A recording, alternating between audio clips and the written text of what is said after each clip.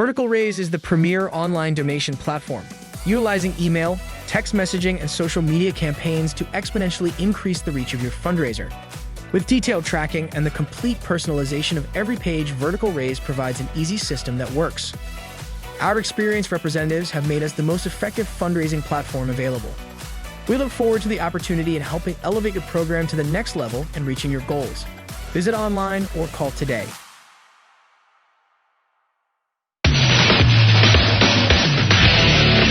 This is a QueenB Radio High School Sports Presentation.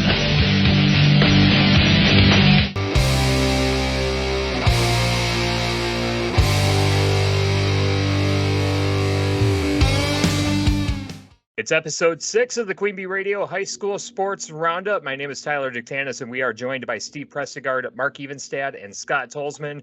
We're going to recap Week 5 in high school football, and Steve raising the Platteville Truther banner on the screen, and deservedly so.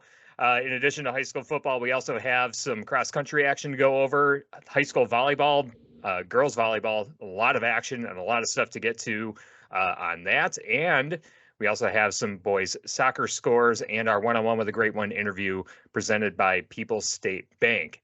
And now we'll lead off with our Week 5 recap, starting off with the Platteville Hillmen taking down the Lancaster Flying Arrows 47-46. And Steve, you and Josh Wiederholt had the call of that matchup. And, you know, this was a game that I didn't anticipate being a 47-46 final score, but that was certainly the case. Let's talk about what you saw in that matchup and what things stood out to you in that big win for the Platteville Hillmen. Well, obviously the score that, may not have been the kind of game that we kind of thought was going to happen given, number one defense in the conference.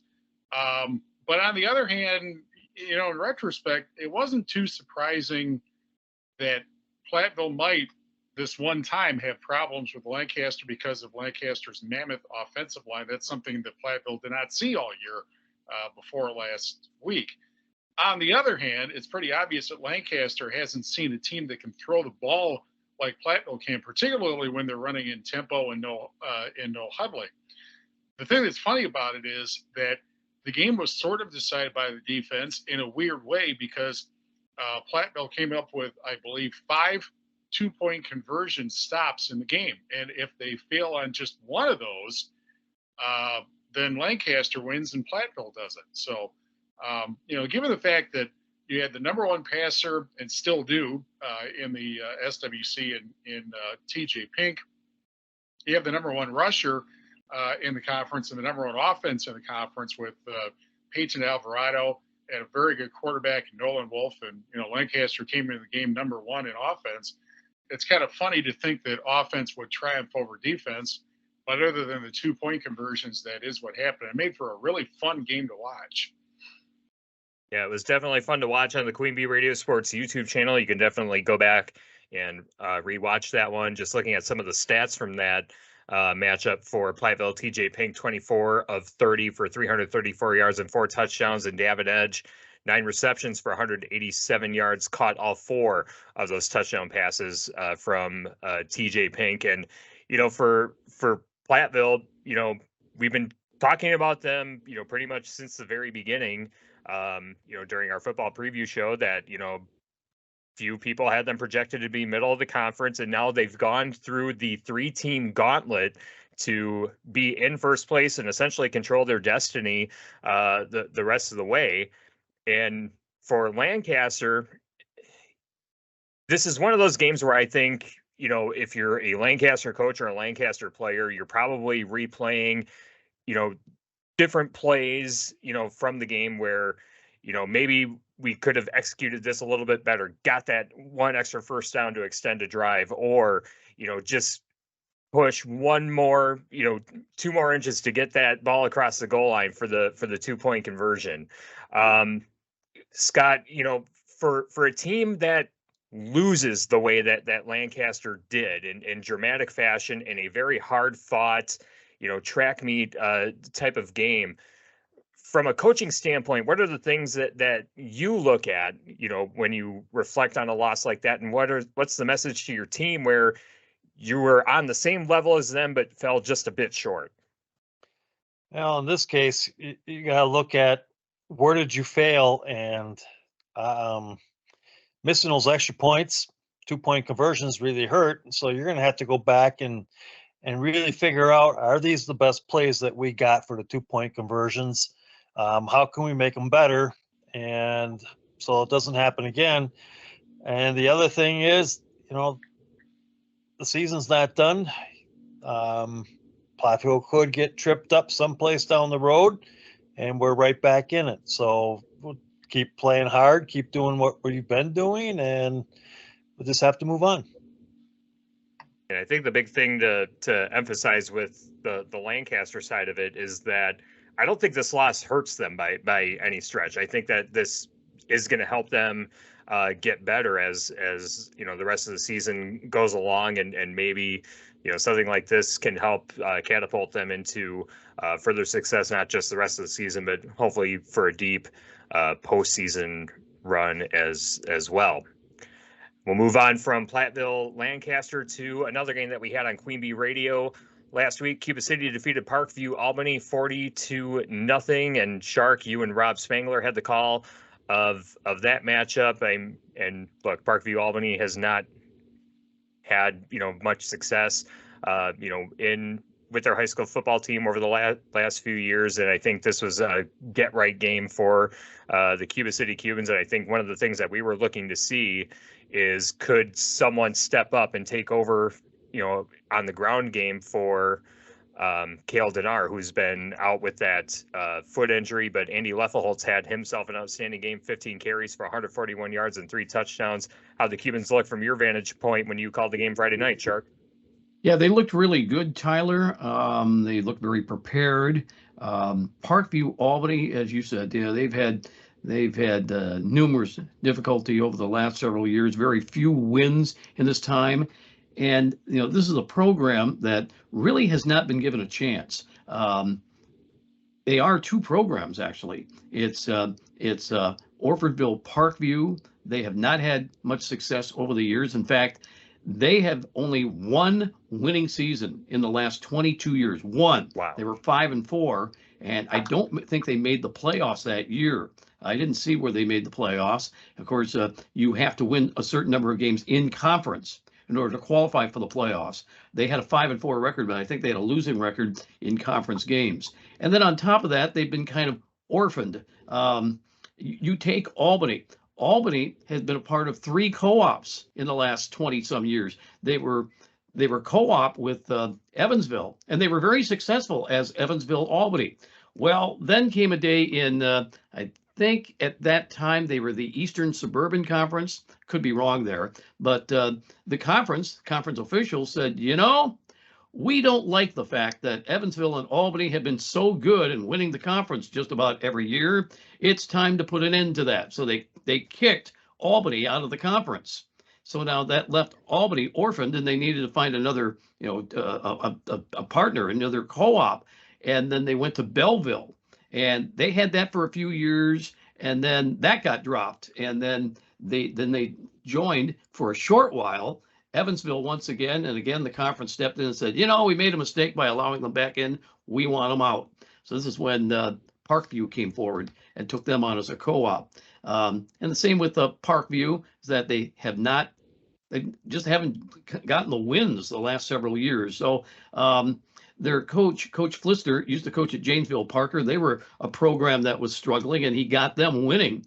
So hopefully he can get that program, Orfordville Parkview, going once again. But right now, teams in the SWAL, they're saying, well, yeah, that's almost an automatic victory. They won't be part of the SWAL next year. They will be going to the I believe it's the Capital Conference next year. So this moving around to one conference after another and different co-ops just hasn't lent itself to continuity for that program. And it showed Friday night. I saw the kids try hard, but they're just not imaginative enough on offense to try to get an edge. So therefore, Cuba City just waylaid them, 140-0. And it got to the point right at the end of the game that Parkview Albany tried a field goal on the last play of the game just to see if they could get some points on the board, and the field goal was no good. So that's kind of the story for Parkview Albany over the last several years. Yep, another stat line to look at too for Cuba City. Gavin Vossen, 5 receptions, 227 yards, and 2 touchdowns. So the passing attack worked out quite well for Cuba City in that matchup, and probably some fine tuning before heading into a big matchup with Darlington next week. Let's talk about the third game that we had on QueenB Radio. We had a Saturday game, and it's the first time that we got to see the Belmont Braves 8-player football team. They knocked off Wanawak Center Weston 28-6. Scott and I had the call of that one on Saturday. And Scott, I think the best way to kind of sum up that matchup was just that Belmont looked solid. It wasn't an overly flashy, type of game. They pretty much scored or averaged 1 touchdown each quarter of the game. And with the exception of a 99-yard touchdown run, they held the Silver Wolves in check. Gavin Opitz was 5 of 8 for 88 yards and 2 touchdowns. He also had 10 rushing attempts for 118 yards, got a touchdown on the ground. Like I said, I think overall they looked, pretty solid and held their own and trying to get themselves ready for a big matchup coming up this week against North Crawford. Yeah, I really thought maybe when they got the ball first and 3 downs, they were in the end zone already. I thought maybe they're just going to walk all over Wanawak.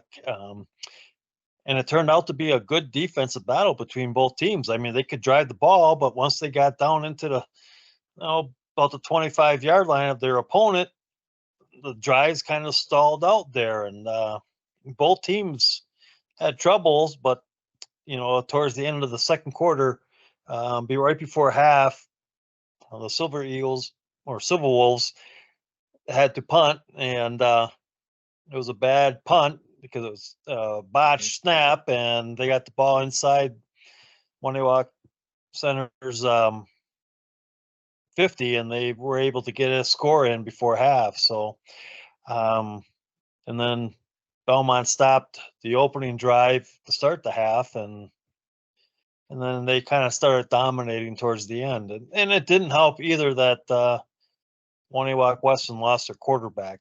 Right. So, but it was a good defensive battle, and I think it really was a good, hard-fought game. And I agree. It's going to help them get ready for North Crawford this week.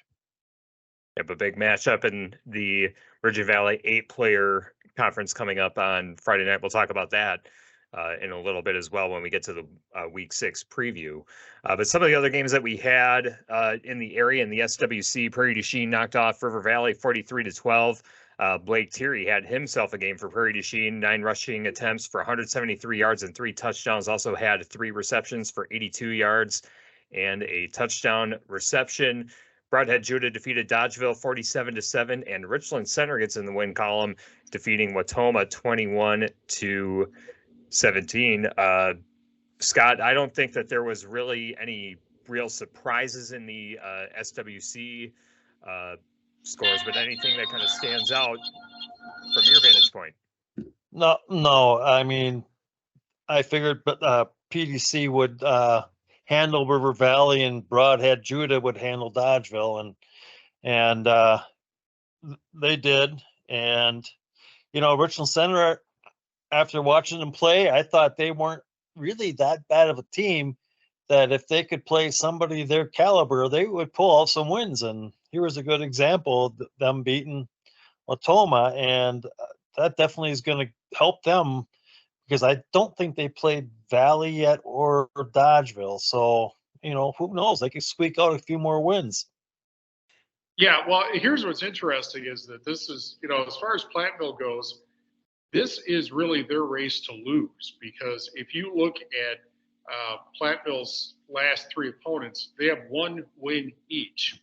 Whereas, Lancaster and Broadhead Judah are just a game back. Lancaster and Broadhead still have to play, if I'm correct. Right. Yeah. And Valley, does PDC still have to play Broadhead? I believe so. I know that Lancaster has to play Broadhead Judah, and that's the final week of the season. So there's still some stuff that has to be sorted out. But like we said earlier for Platteville, they've already run that 3-team gauntlet. So I think it's for them. It's not having one of those letdown games. They have to be on their A game the rest of the way down this home stretch, and can't take any of those teams lightly. And I think a bigger thing for them too is staying healthy. Making sure that you can continue platooning those wide receivers and getting those players in a healthy rotation so that you can avoid any of those injury risks that could potentially come down the line. Right, and those 3 teams, Broadhead, Judah, Lancaster, and Prairie du Chien, they all want to fight, even though Lancaster's beaten PDC and so is Platteville. Coming out of the conference with just, like in Lancaster's case, if they come out total as 8-1, they're still going to get a good seed. A lot better than maybe a 7-2. So. Yep, exactly. All right, let's move into the SWAL. A couple matchups outside of the Cuba City Parkview Albany game in the area. Big matchup in the conference. Darlington defeated Mineral Point 20-13. And of course, Darlington, they didn't have a game the previous week because of the Parkview Albany forfeit. And I think that this was a game to kind of see, is Mineral Point officially that second best team in the SWAL? It was a very gritty game between the two. And Shark, I'm looking at how this game, played out. As far as the Darlington offense, they were pretty balanced in this one. 131 passing yards and 166 rushing yards. Braylon Goebel, 5 of 13 for 122 yards and 2 touchdowns. Also had 15 attempts for 27 yards. And then Gibson Spurley for Mineral Point, 10 of 18, 116 yards, 2 touchdowns, 1 interception, and 18 rushing attempts for 21 yards. So the quarterbacks didn't play too shabby, but yeah, for Darlington, I don't know. I think for them it was kind of a rest versus rust, type of argument. But they, come in with a game against a bitter rival in Mineral Point, and at least from what we've seen from Mineral Point over the past couple of weeks, I think that they've officially inserted themselves as the second best team in the SWAL. Well, Cuba City might object to that, and probably that's very true. Mineral Point and Darlington, no matter what, they just play so tough against each other. Even though historically, Darlington has won the majority of games regular season against Mineral Point. In fact, they have a 15-6 edge in that department. And the 6 wins by Mineral Point have come in clusters. 2006, 2007, 2008, Mineral Point won the games against Darlington 20-6, 7-6, and 34-30. And then they wouldn't win again until 2017, 2018, and 2019 by scores of 28-21, 42-0, and 47-16. But again, these games typically, not every year, but typically they're just knockdown, drag out fights to the finish. And that's why it's a very spirited rivalry between Darlington and Mineral Point. Don't forget, Mineral Point over the years has had really great players. It's just that they could use a few more in order to be even more competitive. And Darlington just seems to have a really good team each and every year. There's been a few exceptions to that, but that now is that's in the rearview mirror for Darlington and Mineral Point. And now for Darlington, they face Cuba City, and that's probably the second best team in the SWAL. Can Cuba City make a statement with that? Well, you don't know. You never know, but it's been just a little bit slightly more balanced between Darlington and Cuba City. Again, Darlington has the edge over the years, 12-17, or rather 12-7. Cuba City's gotten Darlington on a few occasions. Let's see, they've had multiple wins over multiple years in the past. Cuba City won 33-0 in 2017, 27-20 in 2018. There was another stretch in the early 2000s, 2006 and 2007 to be exact. Cuba City 20, Darlington 12, Cuba City 14, Darlington 13. And there's a playoff game in there as well. I think it was in 1999 when Cuba City won over Darlington in I believe it was the second round of the playoffs. So it's always a good rivalry, only 20 miles apart for those two teams. And who wants it? Who wants it more? And we'll find out after Friday night's game at Cuba City. Yeah, that should be a fun one. We'll have that game on Super Hits 106 and the QueenB Radio Sports YouTube channel. The other game in the SWAL, Belleville defeated Fennimore 18-6. And one of the things that stood out, at least looking at the stats from that game, is that Fennimore did not have Ethan Scheckler at quarterback. It was Dawson Krubel, who was 7-11 for 60 yards. But Belleville's Brendan Keys, the new quarterback for the Wildcats, was 7 of 9, 111 yards, 2 touchdowns, and had 7 rushing attempts for 106 yards and 1 touchdown. So I think Belleville seems to have some answers, at least on the quarterback and the offensive side of the ball, and Fennimore trying to get things on the right foot when they have their game next week. Let's talk Tyler, about I just want to inject too that Fennimore kind of having an off year this year, and Parkview Albany is just not having any success. But I got to believe the folks at Parkview Albany have got to take a good look at the season so far for Fennimore and say to themselves, hey, if we're going to win a game this year, this one might be our best chance to avoid a winless season. So we'll see how that shakes out. Yep, absolutely. All right, let's head to the Six Rivers Conference and a big matchup there between Blackhawk Warren and River Ridge. Blackhawk coming away with the win 14-6 in what seemed to be a very gritty back and forth matchup between those two programs. Although when you look at the stats, it's a little bit lopsided, especially when you look at the rushing stats, where Blackhawk Warren had 335 rushing yards and River Ridge only had 71. So it seemed like it was a game where Blackhawk just kind of sat on the football, controlled the game, and kind of had the pace to keep that River Ridge offense off the field. And then the second matchup, Potosi-Cassville, Oliver Peck Argyle, 65-6 in what was the Cassville homecoming game. And Southwestern East Dubuque defeated Benton Scales Mount Shellisburg 48-14. From what I recall seeing on Twitter or X or whatever Elon Musk is calling that social media platform, those two were pretty tight in the first half before Southwestern East Dubuque. I believe they scored 34 unanswered points before everything was kind of decided. So looking at the Six Rivers, Stephen Shark, seems like it's going to be a battle between Blackhawk Warren and Potosi-Cassville to decide who controls their own destiny in the Six Rivers Conference this year. You guys will have that game coming up on Saturday on 97.7 Country WGLR. These two, the matchups between these two have been, very competitive and very compelling, and it seems like it's going to be very much the case heading into this matchup on Saturday. The thing with Potosi-Cassville, though, is that at least as of the middle of the week, they were kind of banged up. And, that is going to be interesting, obviously, as far as the Chieftains go. This is almost a must-win if they want to win the conference, because the schedule doesn't really get that much easier after this. All right, let's move into the Ridge and Valley Conference. Unpredictable as always. Royal defeated Highland at 34-30. Hillsborough defeated Riverdale 25-20.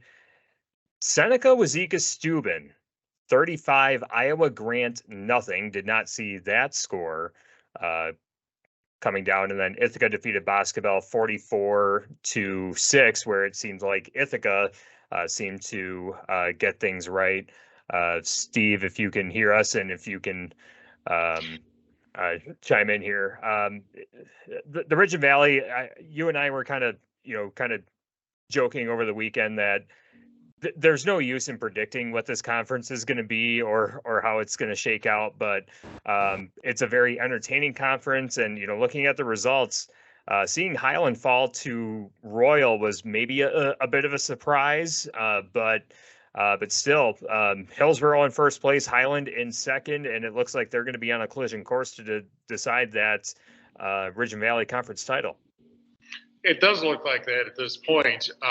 It's, all year it's been a very even conference, so maybe that's the explanation for why you get all of the unpredictability over the course of this season. But yeah, there were a couple like, what? You look at the scores, it's like, is that right? Yes.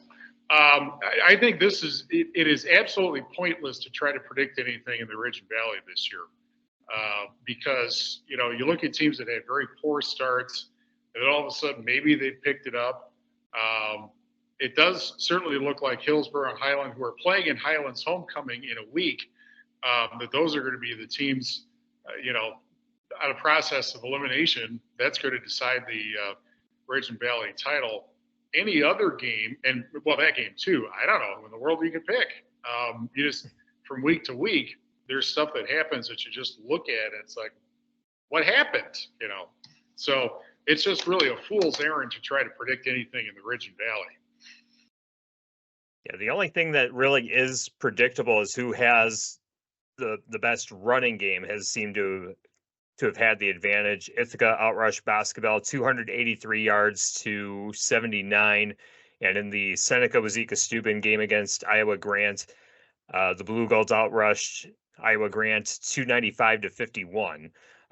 One thing noteworthy about the Seneca-Wazeeka-Steuben Iowa Grant game is that Iowa Grant did not have Kyle Steffel at the quarterback position. Gavin Hinderman was playing in the QB spot, and Kyle Steffel was listed with some receiving yards. So I'm guessing that they made the swap at quarterback to kind of see if maybe that changes the offensive dynamic a little bit for the Panthers the rest of the season.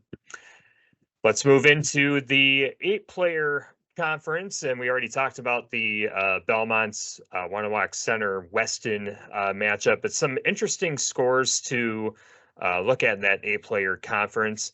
Wisconsin Heights defeated DeSoto 38-2. Looking at the stats, DeSoto was held to just 106 yards of total offense in the matchup. And then North Crawford defeated Kickapoo Lafarge 36-0.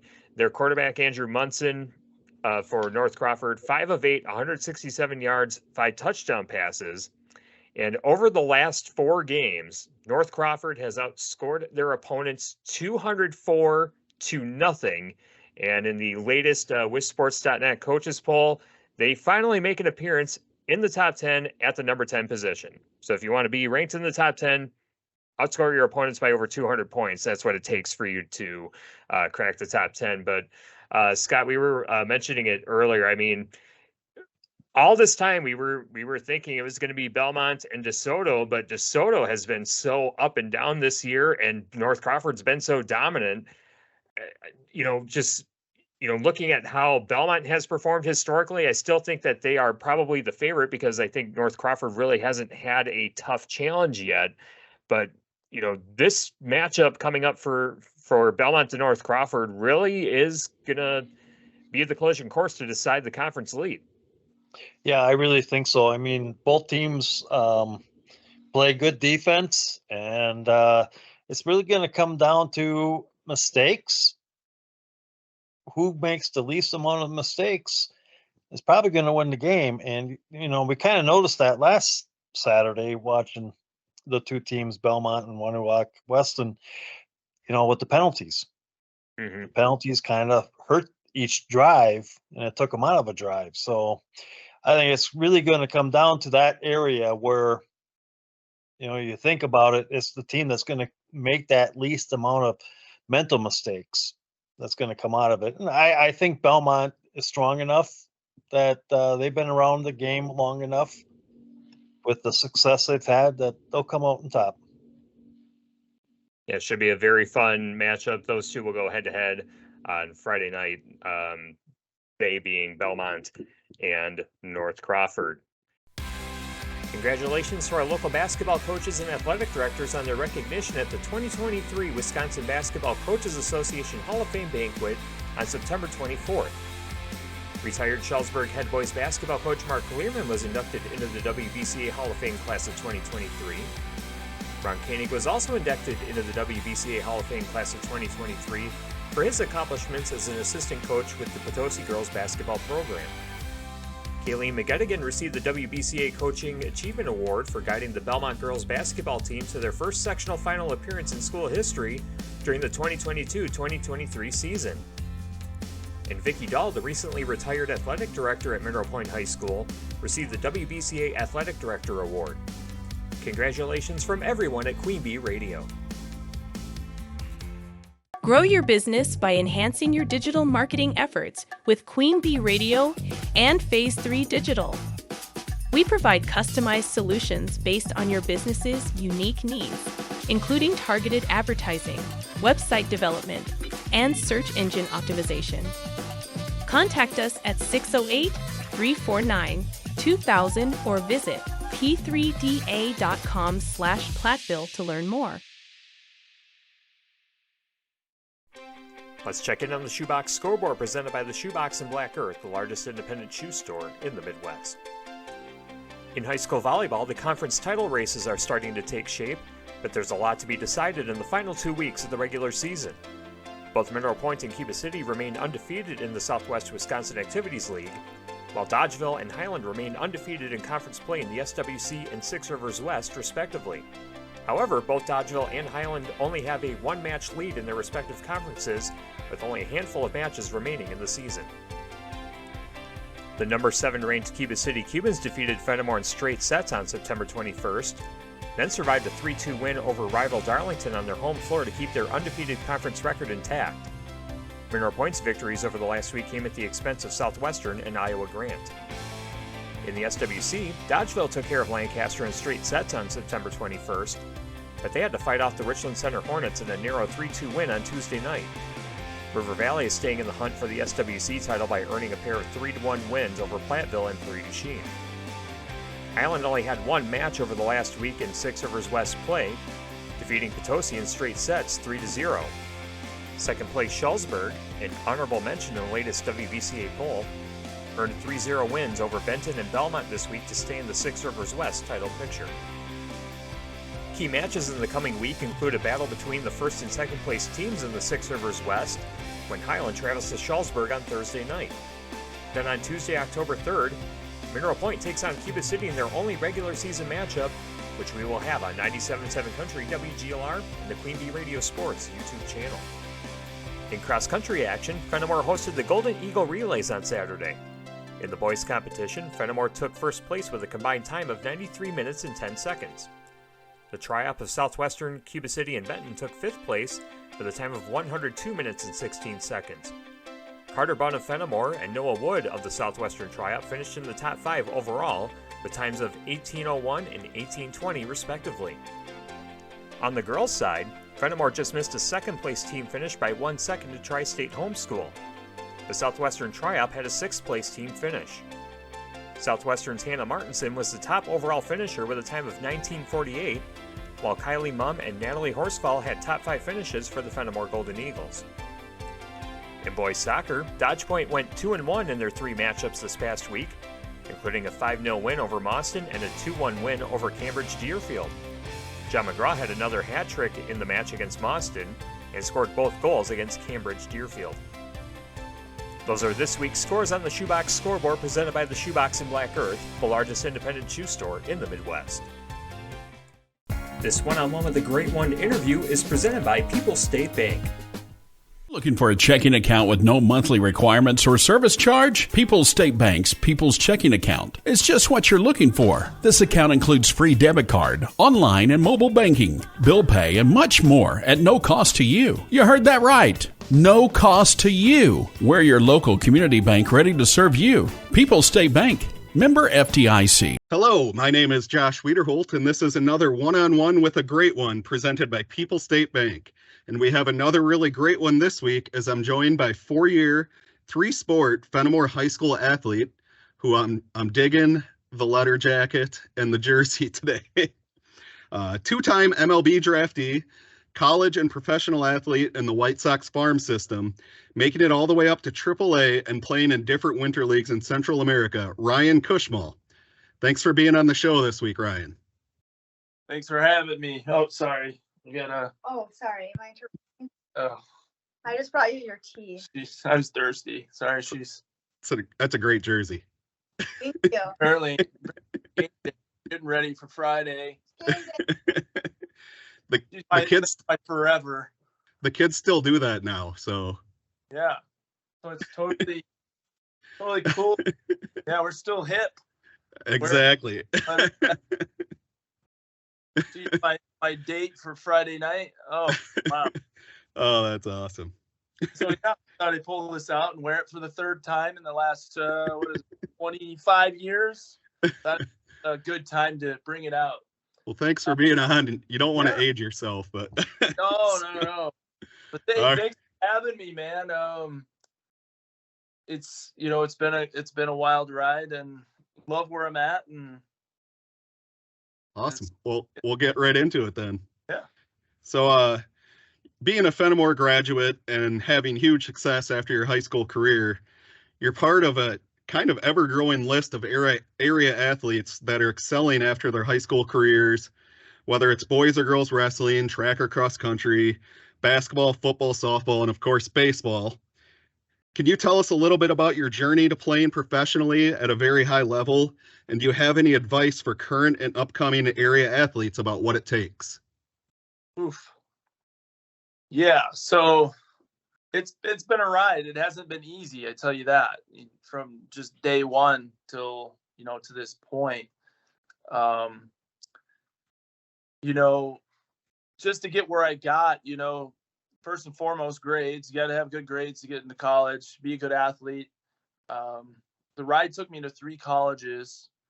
I graduated from Mount Olive College in North Carolina. And it came with a lot of, brick walls, a lot of adversity.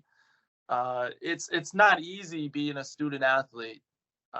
Definitely. But I don't think anything can really prepare you for it. But I mean, nowadays, there's a lot of schools that are, keeping, kids up to par and to get them ready. I mean, just in Southwest Wisconsin alone, there's a lot of, sports is amazing, right? There's a lot of kids that are just, becoming Division I athletes. When we were in school, it was, like walk-ons. Now we got kids that are going to schools and getting scholarships and just kind of going all over the country. As far as, like advice, it's being able to be disciplined.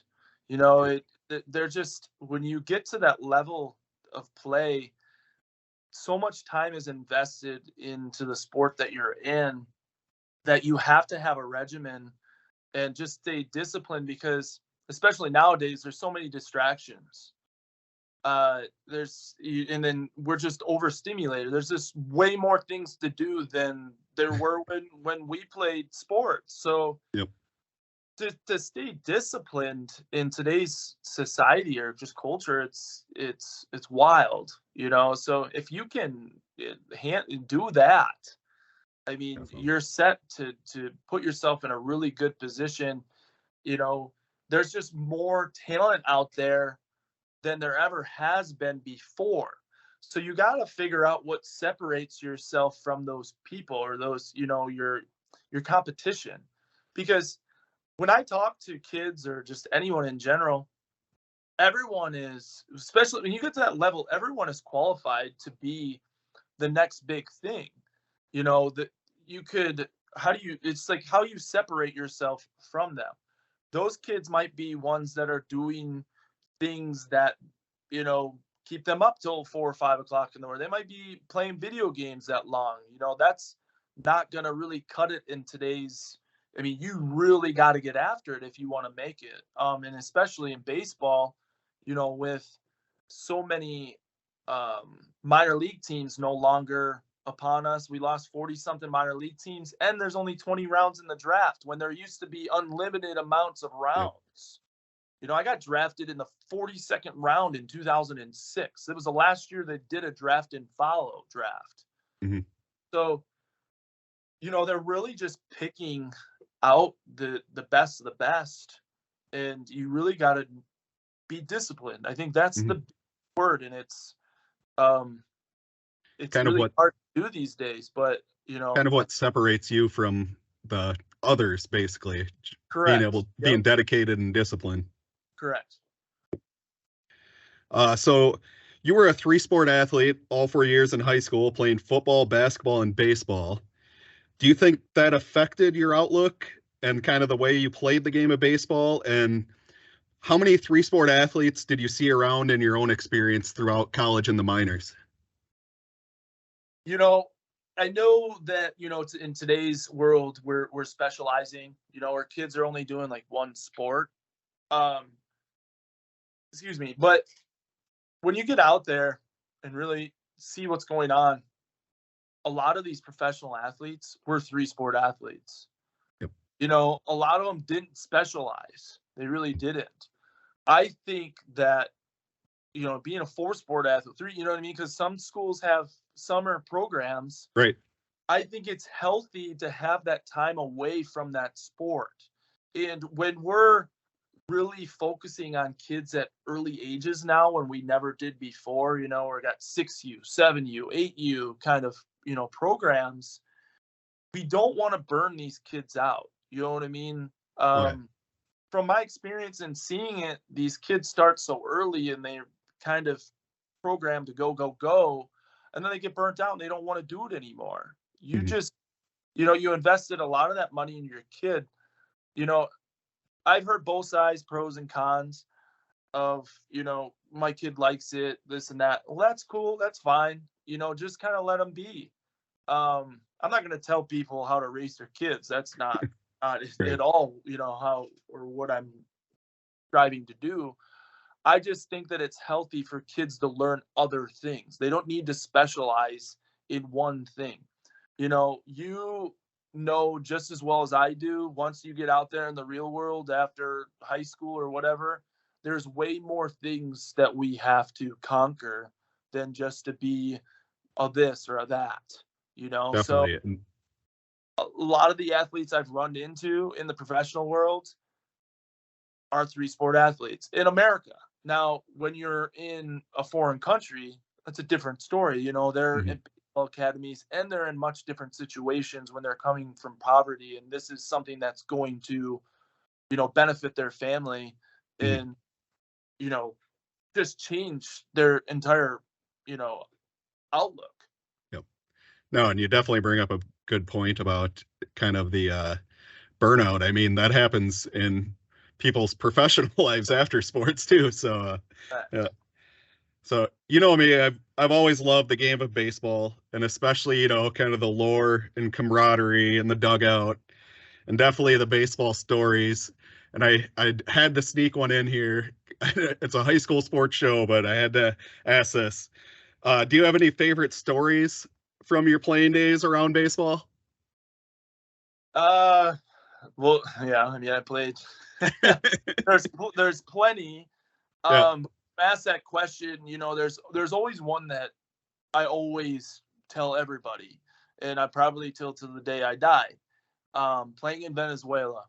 My first year in Venezuela, had a really good year and got drafted by, Caracas, which is basically the Yankees of Venezuela.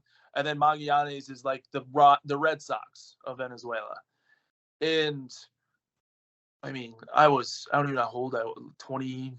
I was very young. Let's put it this way. Like young in my professional career, I got thrown out there in front of 30,000 people. And I'm talking like 30,000 people in Venezuela is nothing like 30,000 people in the United States.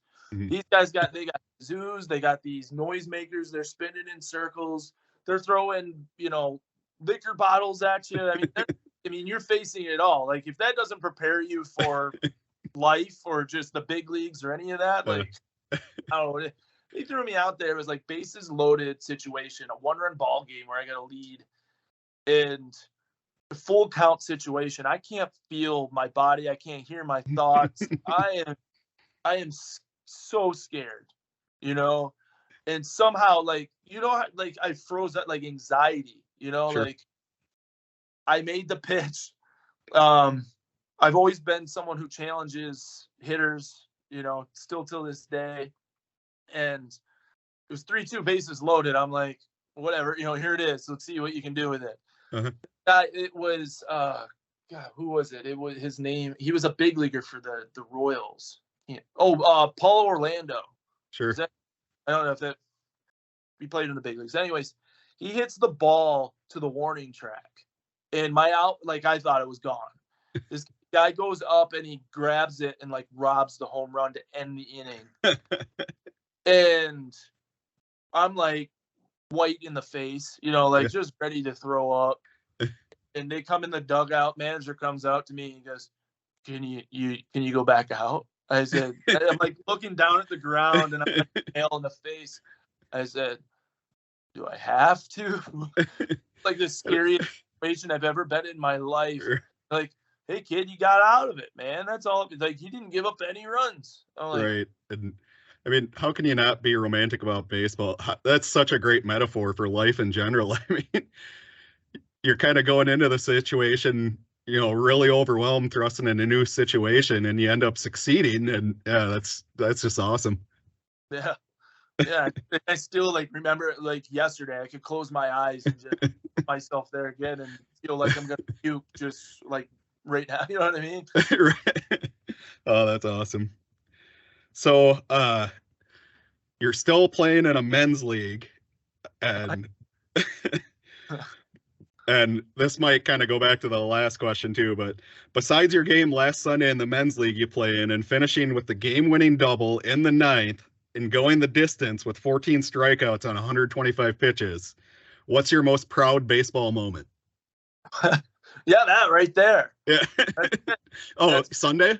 I mean, I got to hit. Yeah, that's true. That's true. I literally was talking to the umpire and I said, well, it's 0-0. It's the 9th inning. I don't have on my resume where I go 15 innings like it's 1915. Starter used to go 15, 16 innings. I was like, I don't want that. Right. And I will do it if I have to. And then I ended up ripping a double down the line, and we went up 1-0, and then struck out the side the end of the game. And everyone was just looking at me like who are you? Baseball guy. That beats I remember in the playoffs in high school, you guys were about 500 going in the playoffs. Oh. And I think you hit a grand slam to win a game. Oh yeah, Potosi. Yeah. Yeah, it was at Potosi, and I was wearing a home run champion shirt underneath my jersey. I ripped my jersey off. This was before showboating was a thing, right? Where you're throwing your bat and stuff. I mean, we were down 3 or 2 or something, and I ended up hitting the go ahead grand slam. The regional. It was to go to sectionals, right? Sure. So we beat Potosi to go to sectionals. And yeah, that's funny you bring that up. I didn't even know you were going to ask or talk about that. Well, there's also the time in the minor league game when you got Carlos Gomez out. But no, I brought that story up. It's kind of crazy how much the baseball landscape in the tri-state area has changed. Not that we didn't have athletes going pro in major college back then, but now, I mean, you look at the Cuba City program, a lot of the Dubuque schools, baseball, Wisconsin's almost like a baseball sport now, or a baseball state. We've always been a sleeper state from the start, and we're actually finally getting respect, right? Yep. I mean, the fact that Wisconsin doesn't have a baseball program really hurts us too, I mean, that was the Title IX, I think 89 or 90 or whatever. Paul Quantrill was our last big leaguer from UW Madison. But we got Theo Denlinger, who's from Cuba City, who I'm, really good friends with. And he's just an animal. If he doesn't, I mean, there's a good chance he busts into the big leagues next year. He got traded to the Red Sox. But then we also have Jared Kalanick. I'm over here in the Milwaukee area. So I'm, familiar with a lot of those guys, but we've had a lot of first rounders. We have a lot of, good traveling facilities, in Madison, Milwaukee. I think there's one out of Dubuque. There's obviously, I think there's hitters in Cuba City, right, with Kyle Spurley. Sluggers. Yep. Sluggers, sorry. Yep. And then, I mean, it's really up and coming. We're finally getting respect. And when I talk to like professional, scouts or upper, whatever you want to call them, with affiliated teams, I said, who do you want when October comes calling? Yeah, that's a good point. You want the kid from Florida who's been used to 80-degree weather his entire life? Or do you want the kid who's pitched in snow and sleet, 30-degree weather, when you got to be ready in the World Series at Yankee Stadium or any of these other, when it actually really matters? Definitely. So actually finding out that us Midwest kids, we're tough. We have that just in us, and then we're finally getting that respect. And a lot of these guys are really showing up and proving it to these organizations that we need to go get us another kid from Wisconsin or Indiana or wherever, Yeah, and it's kind of crazy seeing the success of different programs like Cuba City, Southwestern, Fennimore, Potosí's still really solid. Mineral Point's great, and I'm missing a few. I mean, yeah, it's awesome how it's picked up. Yeah, so, and I can't wait to contribute. I mean, being obviously newly retired, I want to start giving back to the community, right? So definitely feel free, people in Southwest Wisconsin, to reach out to me. I'd be more than happy to talk to you and help out as much as I can. That's awesome of you, and kind of leads into my last question as well. Sports and kind of the community and friendships around it, and especially like the communities, it's always been a big part of your life, obviously. How has the sports and community kind of shaped who you are and where you are now after your professional days are allegedly over, if your wife doesn't let you go back for another season in Central America? You're not wrong. I did get asked to go back to the Dominican this summer. So, I went touching 93 the other night. The men's league, I had radar guns being popped up out of nowhere. I was like, what? Where did where did the radar guns come from? So, I mean, I guess 37, I still kind of got it. I mean, not like Tom Brady or Justin Verlander or Matt, all these other guys that are doing it. I can do it. But as far as community is everything. I would never have gotten where I gotten, and I know I've said this in some interviews with the newspaper and whatnot, but I would never have gotten where I got without the community. Just the Little League programs and all those things that we're just starting up. I mean, they had already been going, but they had gotten better. Mm-hmm. And people like Ricky Place or Scott Swan, they really understood community and giving back and helping the next person. And that's really what I'm trying to do as well. I'm trying to help the next generation in, right? So I've already been in, I know what it takes.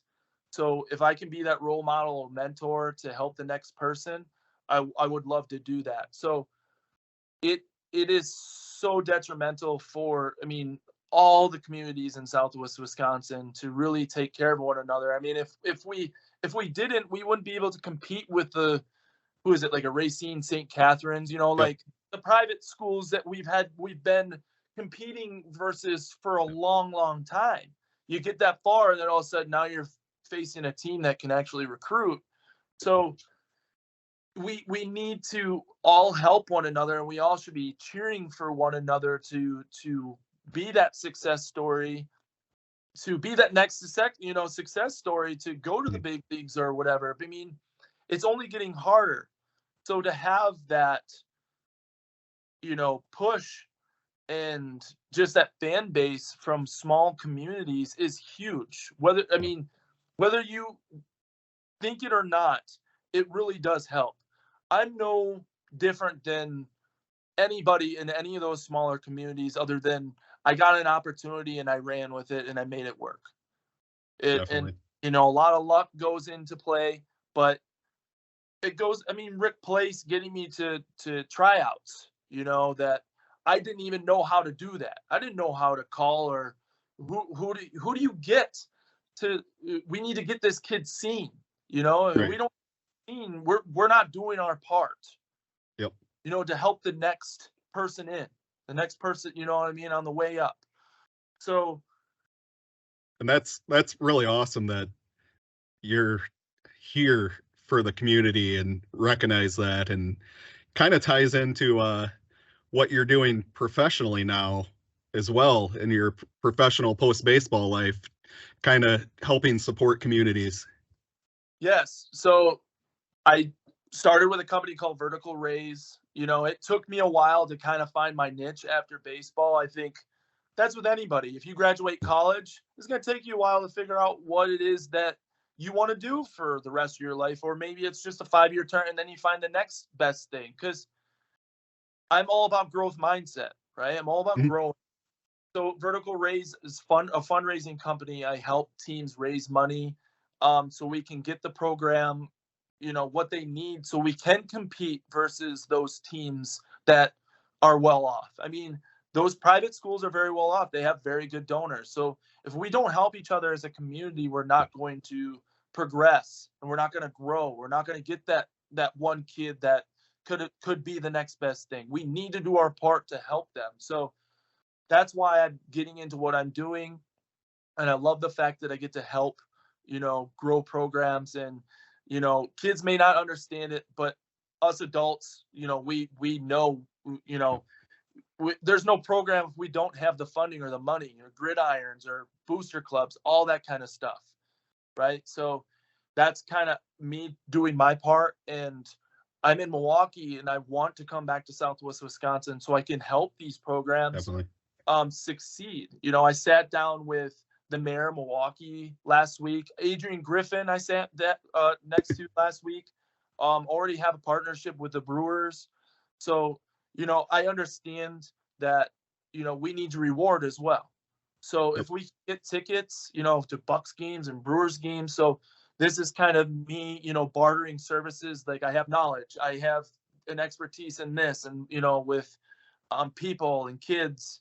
You know, I initially was going to college to be a counselor. You know, I wanted to be a guidance counselor. I still could. We never know. I don't know what's going to happen tomorrow. I don't know what's going to happen 5-10 years from now. For all I know, I might get my master's 5 years from now and be a guidance counselor at a local high school. I don't know. Mhm. But I continue to grow and I want to learn new things and keep doing things to help community. I mean, I just want to help. Honestly, I get it from my mom. My mom was, you know, she did childcare. She did like foster care. She helped single parents, all that kind of stuff. So I get a lot of that from her as far as giving back and really helping, you know, with the community and all that. Definitely. And yeah, it seems like just kind of researching for this interview and the sponsorship. I mean, you've already ran into some pretty good success helping raise funds for some teams. I mean, little kid level, high school level, college level, and not just sports. What a great way to be able to give back to the community and help kind of streamline the process to keep those types of things going on from year to year. Yes, it's only going to get better. I mean, I'm swamped, and it's a good swamped. I mean, and I get to come and talk to the kids, right? Yep. So it's not just focused on fundraising, you know, like kids. I mean, fundraising is, we need to do it, but it's like, kids, oh, why do I have to do this? You know, I give them it's teamwork. There's so many things that Definitely. go along with fundraising and helping the bottom person, you know, like, hey, you're doing well, show that you're a leader and pick the person at the bottom up and let's go help them raise some money, right? So I get to, you know, do some speeches. I get to talk to them. They ask me questions about my career, you know, just life stuff, honestly, you know, and I like teachers, right? I have my teaching certificate as well. If you can get through to one person and they succeed, that's all that matters, right? If you can get through to one person, one student, one athlete, and they get to wherever they need to go, that means the world to me, because I had so many people pick me up when I was a kid. So now it's my time, my turn to do my part. That's awesome. And Really, really awesome message to end this on. I appreciate your time, Ryan. So this is Ryan Kussmaul for the People's State Bank, one-on-one with a great one. Thanks, Ryan. It was an absolute pleasure talking with you. Thanks, Josh. Thanks for having me. Check out Supps.com. Supps is Southwest Wisconsin's go-to supplement store. Find all your favorite supplement brands at the best prices from local people. Fuel your fitness journey. Supps.com, your go-to supplement store with locations in Fennimore and Dubuque. This week's highlight reel is presented by Supps.com. And here is the snap and the kick, and it is blocked. And coming back the other way down to the 10-yard line after the block. And it was Samaje Benson, 2nd and 10 from the Lancaster 16-yard line. And a run up the middle for Sass to the 10, first down, and into the end zone for a touchdown. 4th and 3 at the Platteville 33-yard line for Lancaster. And Wolfpack to pass, and throws over the middle. It's caught for a touchdown. 16. And it'll be Wolf around the right side, back to pass, and he gets sacked inside the 15-yard line. 1st and goal from the 9. And it's a keeper for Wolf again to the 5, fighting his way, gets past defenders into the end zone with 1:01 left in the first half. And Lancaster adds to its lead 28-14. 2 receivers to the right, 1 to the left. And it is a handoff, and fighting his way into the end zone. Nolan Wolf. And here is Vincent around the right side to the end zone, and he is in for the touchdown. Here we go with 4th down and 6 from the 9-yard line. Pink takes a snap under pressure and throws to the end zone for a touchdown. The Arrows have 4th down and 5 yards to go at the Platteville 24-yard line. 2 receivers each side. Alvarado, the running back. Nolan Wolf under center, and he goes back to pass, and the throw to the end zone, and it is caught for a touchdown. And Donahue is the running back next to Pink, and the handoff to Donahue up the middle and into the end zone. Now they're going to go for 2 again here. Going for the lead. This is a deliberate thing to go for the lead. Donahue the running back, and Pink will roll to the left and throws to the right side, and it's going to be a pitch. A lateral, and wow. Did he get it? He did! It's 2 points! What a heads-up play by 16 Zach McLean. Platteville at the Lancaster 34-yard line. 1 running back, that's Sass, and a pump fake, and a throw, and it is caught, and it's a touchdown for David Edge! And Wolf will do that. He'll throw. The pass is caught. It's a touchdown. Here comes the 2-point conversion. 1 receiver out to the left, 1 to the right. And a wingback on the right side. Alvarado, the running back. And Wolf keeps it. And Wolf runs it. And he is not in. He is not in! What a stand by the Platteville defense. This opening set. Blevins with the serve again, played in the back row by Esser. And a cross-court attack. Great kill by number 18, Jessica Morgan. This opening set. Blevins with the serve again, played in the back row by Esser. And a cross-court attack. Great kill by number 18, Jessica Morgan. Set point for Platteville 24, serving 16 as the libero Claire Hoosier getting ready to send this one over. Standing serve in the middle. Great tap by Platteville, and it's going to ricochet off the fingertips along the front row. Number 21, Ella Grutzmacher, and Platteville takes set number 1, 25-16. Now set point for Platteville. 24 serving 17. Played in the back row. Now the attack by Morgan. Great dig. And great counter by number 18, Jessica Morgan. 18 serving 24. still set point. Here's Blevins going on the attack on the far side. Popped up, and it's going to go out of bounds, and Platteville will get the point. And they take set number 2, 25-18. Match point for Platteville. Player Hoosier. For serve, play to the back row. Now send up to the front row for the Arrows. And a tap over. Blevins is going to pop it up. And now an attack. Goes down, and the kill will go for Lene Dye. And Platteville wins in straight sets.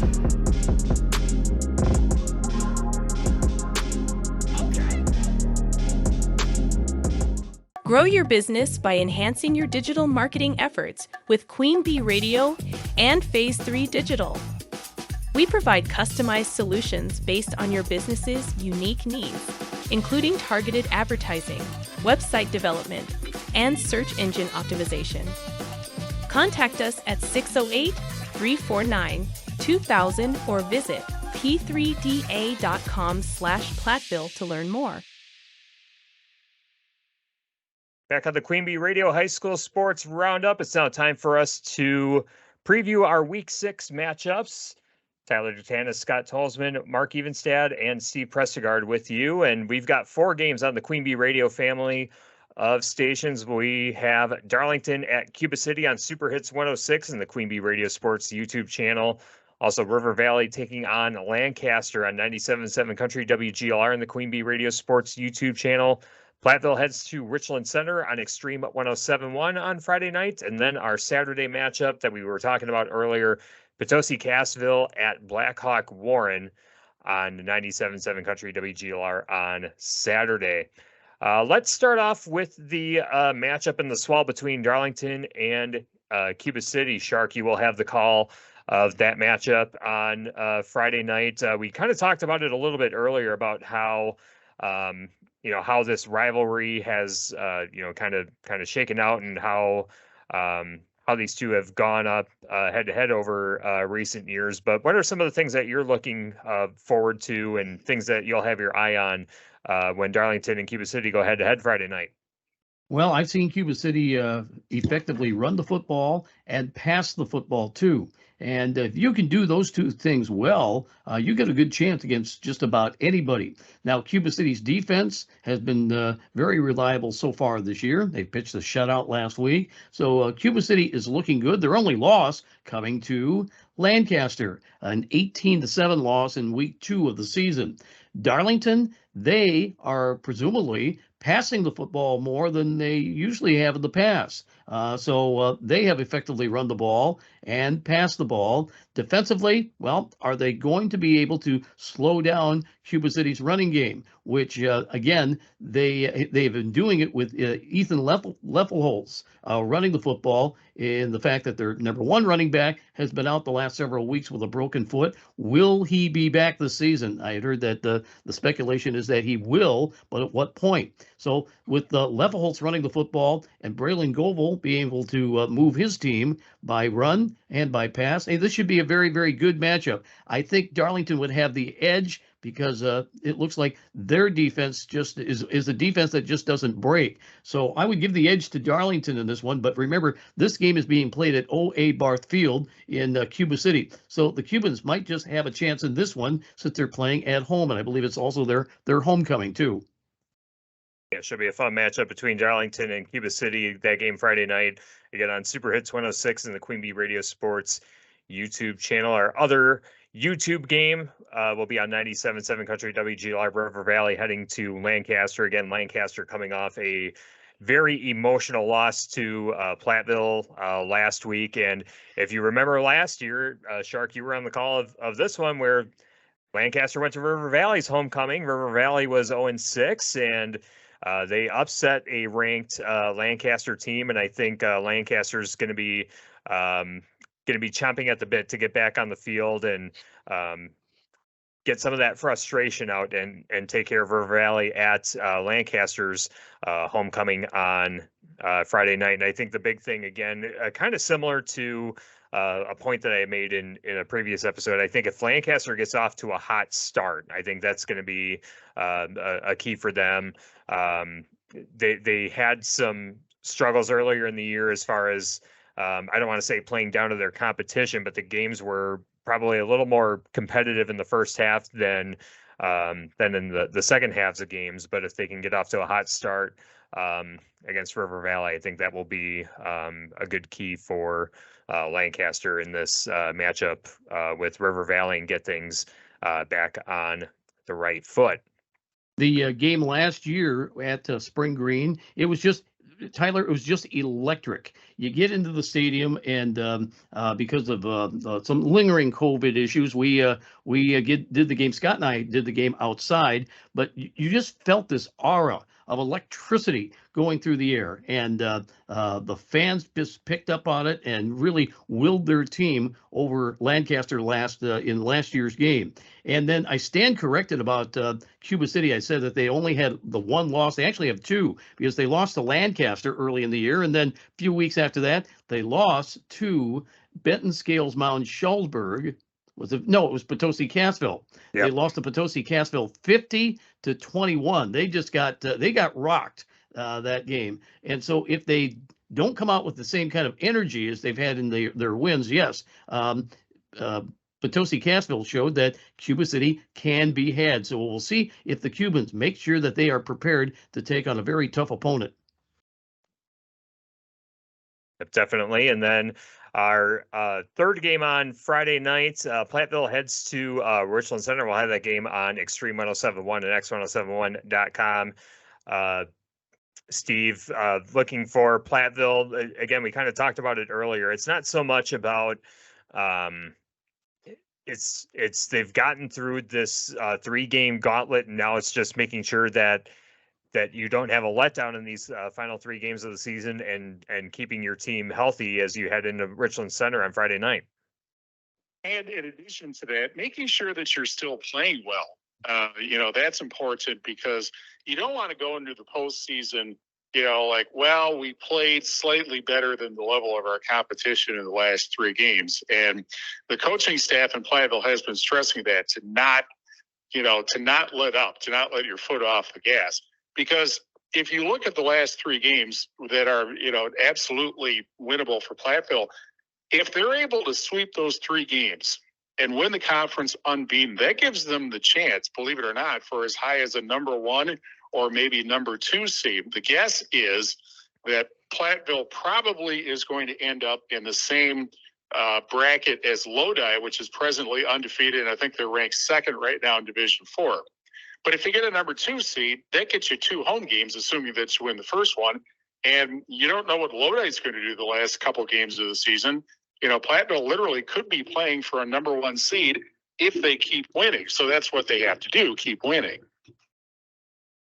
Yep, definitely. And then, Scott, what's some of the things that you're looking for in this matchup between Platteville and Richland Center Friday night?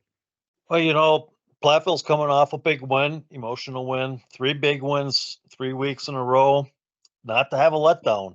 And sometimes that can happen with your good teams. And Richland Center is just coming off a win.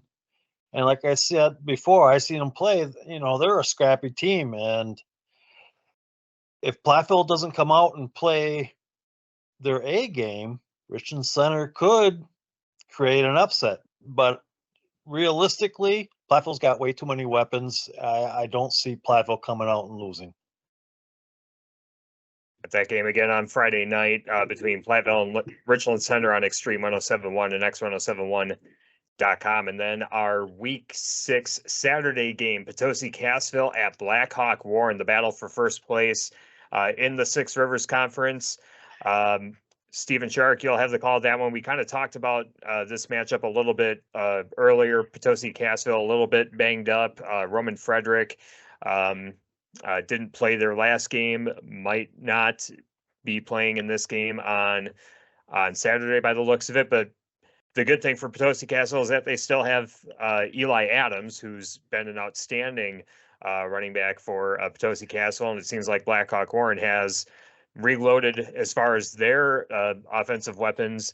I'll start off with you, Shark. What's the big thing that you're looking for heading into Saturday's matchup? Well, again, it's always a very festive atmosphere at at Dennis Murphy Field at South Wayne. I got to believe that Blackhawk Warren, the Warriors, they're going to want to get off to a fast start in this game, knowing that Potosi Cassville has just a vaunted running game. And if Blackhawk Warren does get up by 2 scores, they could seal the deal there. However, Potosi Cassville running the football, they got very good speed. If they can get like a 2-score lead early on, it leaves them in a situation where if they can get that third score of the ball game before Blackhawk Warren does, it's going to put them in really good shape to just take control of that game and show that Blackhawk Warren will not have the comeback ability for that game. So that's just an excellent Six Rivers Conference matchup, Potosi Cassville at Blackhawk Warren. And yeah, I'm looking forward to that coming up on Saturday. Yeah, but Steve, what are the things that you're looking for heading into that matchup? Well, I'm going to be a little contrarian, I guess. And everybody knows how well Blackhawk Warren can run the ball, and everybody knows how well Potosi Cassville can run the ball. You have to believe both teams realize that, and you have to believe that both teams are probably going to be, doing whatever they can do to stop the other team's run.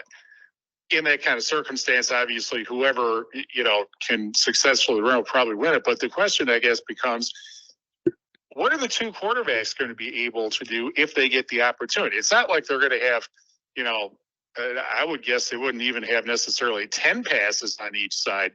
But every once in a while, you have to keep the defense honest. And I kind of wonder if one of those teams might decide, we're going to have to throw it a little bit more than we're used to in order to get the lead. And Shark's absolutely right. Whoever gets the lead in this game is going to be able, I think, to just grind it out after that. And this will be probably one of those games where whoever gets more than a 1-score game wins the game. So the question becomes, how do you get that lead? And especially when you have 2 defenses that absolutely will be keying on stopping the other team's run. And you've got, of course, the veer of Blackhawk Warren and the wing T with some formation differences for Potosi Cassville. So it's kind of, it's not like watching a Platteville game.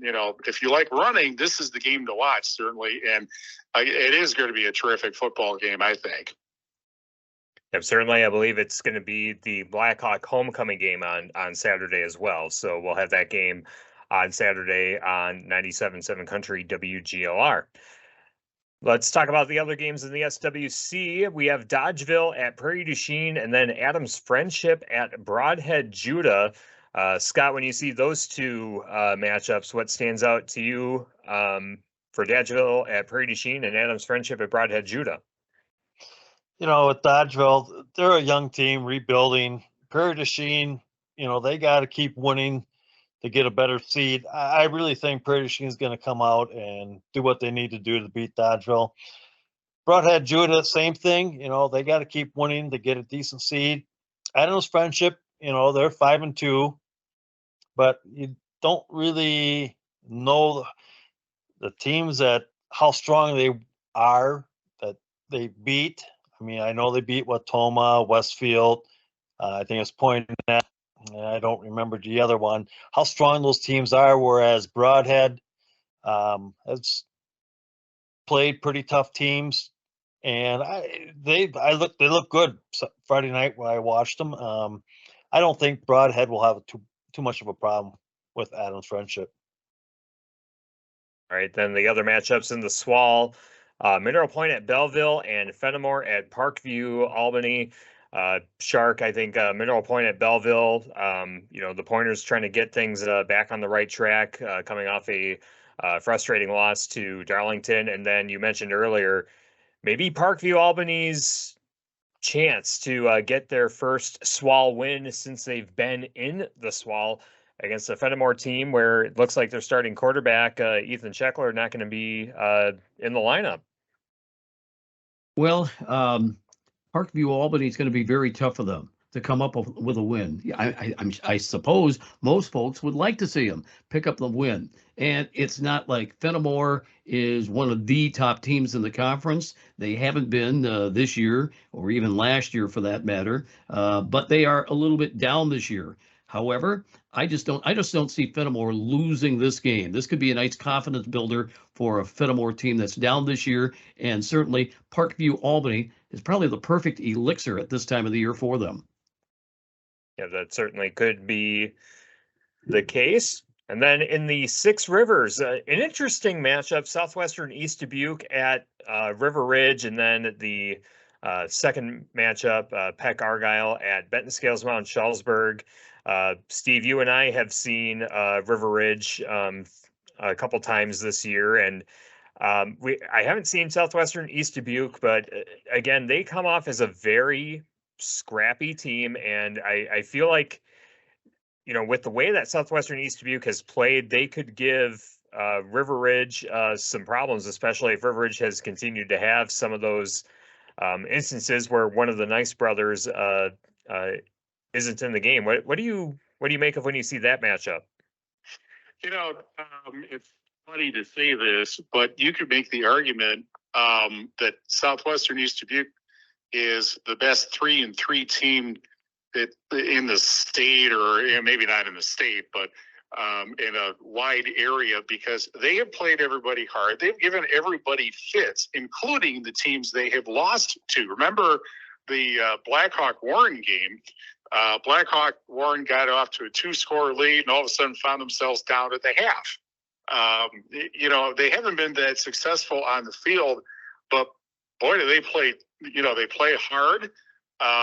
And they, I think, have the ability, if they get the lead, to be able to grind it out because of the offense that they play.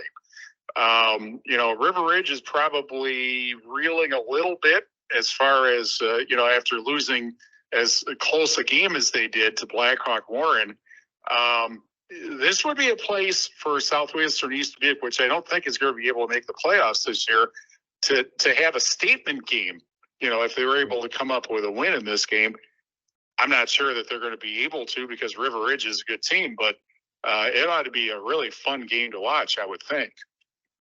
Yeah, I definitely agree. And I had mentioned that, you know, Southwestern East Dubuque, pretty much every game that they have is a playoff game because they don't have a playoff to qualify for. And if they can just come in and, you know, just mess things up in the Six Rivers, so to speak, I think that that's certainly a thing that they will look at doing in this matchup against River Ridge.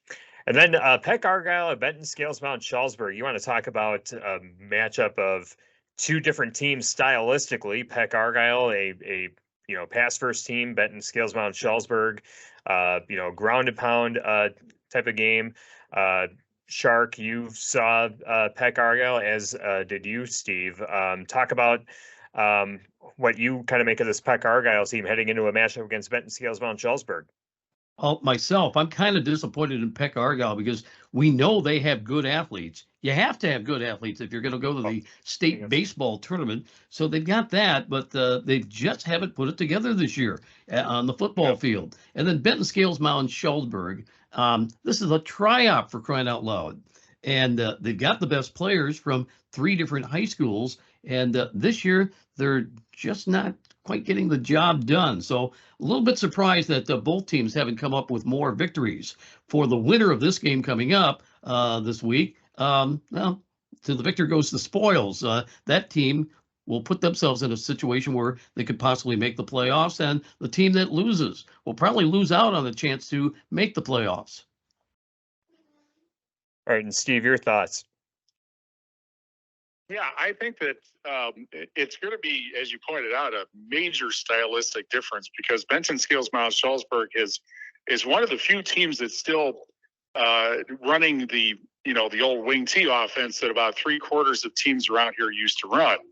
And Peckatonic Argyle, obviously, that's not the style they play. Part of their issue is that, you know, I think they've stuck with it this year, but they've changed a lot. They've changed their offenses, I think, in multiple times over the last few years. And as we pointed out during the game that we did against River Ridge, they had a bunch of players that did not start. They weren't on the roster at the start of the season, decided to join, and I think they're getting better, but it's still difficult to, you know, incorporate everybody.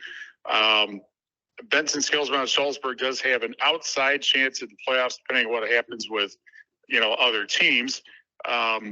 It's pretty much it in a couple of weeks for Peck Argyle, but probably both of these teams are in a sense playing for next year in this game to start getting some momentum, if that's possible, coming up the next season, and to keep people for next season and to get people, interested in the program. So this is, I don't know, you could look at it, I suppose, like the first 2014 or 2024 game, possibly.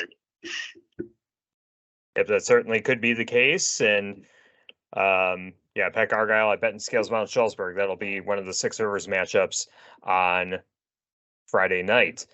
Moving into the Ridge and Valley, again, the unpredictable conference that it is. Seneca Wazeeka Steuben at Hillsboro, very intriguing matchup, as is Highland at Iowa Grant. And then Boscobel at Riverdale. Bangor takes on Ithaca. And, the one that I'm looking at, as far as those matchups go, Steve, is Seneca Wazeeka Steuben at Hillsboro, because which Seneca Wazeeka Steuben team is going to show up? Is it going to be the one that lights up the scoreboard, or is it the one that just puts up a dud against the front runner in this Ridge and Valley Conference at the moment? Well, you're asking for a prediction in the Ridge and Valley, and that is a dubious task this year, as has been pointed out repeatedly this season. And, you don't necessarily know. Everybody got off to a bad start because every team lost both of their non-conference games. And Wazeeka Steuben Seneca was picked to be near the top of the conference. So it's not clear what happened there. But maybe they're getting it back. And Hillsboro is undefeated in the conference, but I doubt that they are good enough that they can win by not playing well, or win despite not playing well. Literally every week you look at the scores and you wonder if they're right, that somebody misreported them or something like that. So I couldn't hazard a guess as to what that game's going to be like. Yeah, and then the other one, both Boscobel and Riverdale looking for their first wins. They're going to go head-to-head in a rivalry matchup on Friday night. We'll look to see what the outcomes of those games are from Friday night in the Ridge and Valley 11-player conference. And we'll close up with the 8-player Ridge and Valley conference matchups. We talked about this one a little bit earlier, Scott. Belmont's at North Crawford, battle for first place in the conference. And I think that the winner of this game really does set the pace for that conference the rest of the way. The other matchups, DeSoto at Kickapoo Lafarge. Again, which DeSoto team is going to show up? And then Wisconsin Heights at Wanawak Center Weston. I believe that's Weston's homecoming game on Saturday. But Scott, Belmont, North Crawford, going to be at the blockbuster matchup on Friday night in 8-player football. Yeah, I think it's that. I mean, that game right there to give a leg up for the conference. The reason I say that is, Belmont still has to play DeSoto and still has to play Wisconsin Heights. And even though DeSoto is down a little bit this year, they got to go up to DeSoto and play. And that's a tough place to play. And Wisconsin Heights is doing okay this year. And they're a surprise team, even though they can't make the playoffs because they're too big. But they can still have a shot at winning that conference. So this is a big game for both teams. Yeah, definitely looking forward to seeing what the outcome of that matchup is in 8-player football. Again, Belmont at North Crawford on Friday night. And Steve, we have to get to your high five. I don't have the updated high five in front of me. I hope you have it in front of you. But what does the change look like in this week's version of the high five, and what's the logic and reasoning behind it this week? Oh, it's real simple. If you're apparently there is a number one jinx, because we had Broadhead Judo was ranked number one, and then they got beat. Lancaster was number one, and then they got beat. The number one this week is Black Hawk Warren, and that's a coin flip game that certainly they're playing against Potosi-Cassville. They're the only undefeated team left, so that's why they're number one. And then we have Darlington moving up to second, Platteville moving up to third, Potosi-Cassville up to fourth, and then Lancaster and Broadhead Judah tied for fifth. I have to say that I kind of I wrestled about, should Darlington be second or should Platteville be second? And I finally decided on Darlington because Darlington beat Platteville. But of course, you could use this argument: Darlington beat Platteville, Platteville beat Prairie du Chien, and Prairie du Chien beat Darlington. So, but I'm sticking with that until something, until something changes. I do still think that Darlington has the best defense in the area. Platteville, however, they may have had the three toughest games in a row that anybody has had in this area, and they won every single one of them. So, but that is, that's this week's matchup, and somebody is not possibly going to be in the high five, two teams playing each other based on, what might happen on Saturday. But that's my story, and I'm sticking to it this week. And so that is the high five by Steve Prestegard for this week, where, again, it's the high five, but there are 6 teams in it for the second week, or maybe even the third week in the row. I'm not. Negative 3 week. Yeah, second of 3 weeks. There we go. So again, that's the high five. And I guess before we close up, there's a number of different storylines that that we could go with. I think the most obvious one is probably the Potosi-Cassville Blackhawk Warren matchup. As far as how things kind of shake out the rest of the way, but I'll start with you, Steve. What's the thing that you're looking for overall in week 6? Well, I think it's the number of teams that are kind of on the playoff bubble, and seeing if they are able to get playoff berths. Because now at this part of the season, basically anybody that's got 3 wins is going to get in one way or another, because most of the 3-win teams, even if they were to lose out the rest of the season, will probably get in. So you're starting to see teams start to get ready for the postseason, particularly for Platteville, because of how their schedule works out, and the fact that they're up over teams that are going to have a whole lot more difficult finishes to their season because of who they play. So this is the part where teams like Platteville and teams like Darlington and teams like Blackhawk Warren would ordinarily start getting ready for the playoffs, except of course Darlington's still fighting for the conference title, and so is Blackhawk Warren, whereas Platteville's in quite good shape, basically. All right, and Shark, the thing you're looking for in week 6. Well, let's see how fired up Lancaster comes out.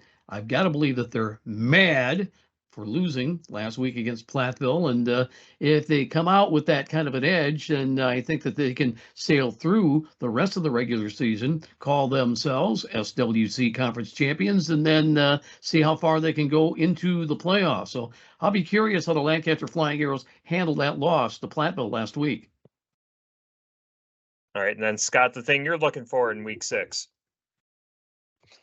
Well, I kind of say the same thing as Steve says. Your teams are now jockeying for playoff positions, and those that expect to get into the playoffs need these wins to get good seeds. But I'm really looking forward to that Belmont North Crawford game.